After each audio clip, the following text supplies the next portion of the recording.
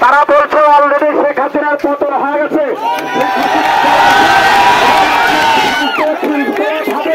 কোন কাজে আগুন দেবেন না। বিএনপি আমার তো দেশের সম্পদ, বিএনপি আমার দেশ রক্ষা করে, এই কথা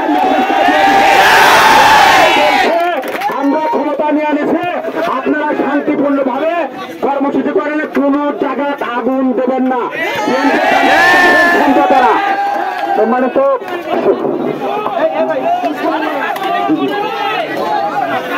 আজকে এখানে যে আমাদের সেনাবাহিনীর কয়েকটি গাড়ি চলে গেল, ওনারা আমাদেরকে মেসেজ দিয়ে গেল যে শেখ হাসিনা সরকার অলরেডি সেনাবাহিনীর হাতে ক্ষমতা হস্তান্তর করে জীবন নিয়ে পালানোর জন্য চিন্তা আছে। সাধারণ ছাত্ররা দীর্ঘ 1 মাস হল রক্ত দিয়ে এই দেশ 71-এর পরে আবার 2024 সালের আগস্ট মাসে এই দেশকে আমরা স্বাধীন ঘোষণা করলাম।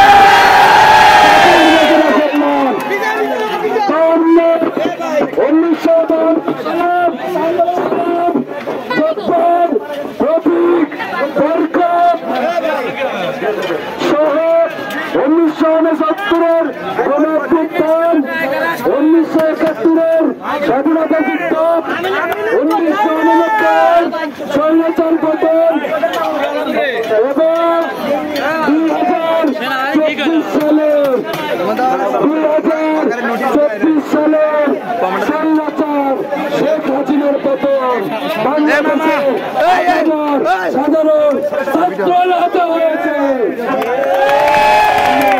এই দেশ এখন আমাদের হাতে সুন্দরভাবে করে তুলব ইনশাআল্লাহ।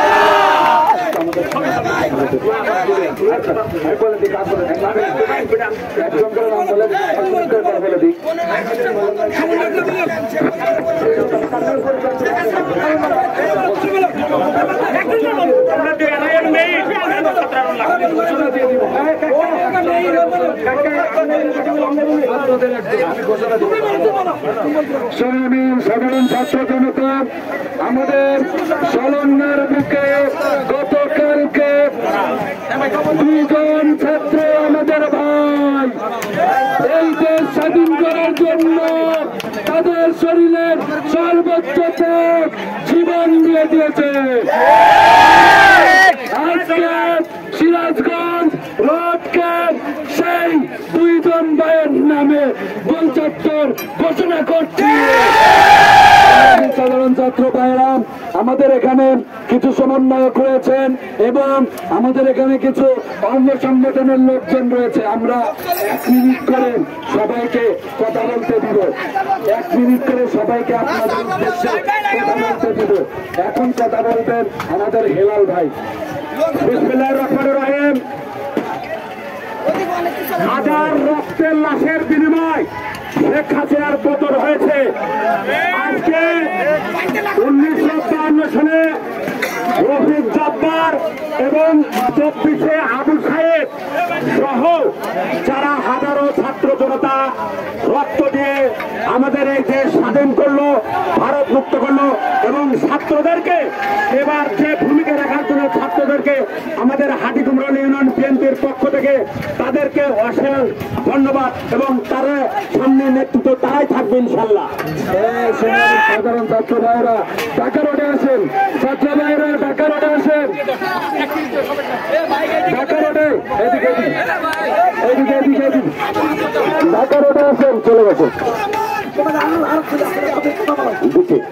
ঢাকা রোডে আসেন, ঢাকা রোডে আসেন, ঢাকা রোড, ঢাকা রোডে আসেন, ঢাকা রোডে আসেন, ঢাকা রোডে আসেন, ঢাকা রোড। কোথায় পুলিশ, কোথায়? ঢাকা রোডে আসেন।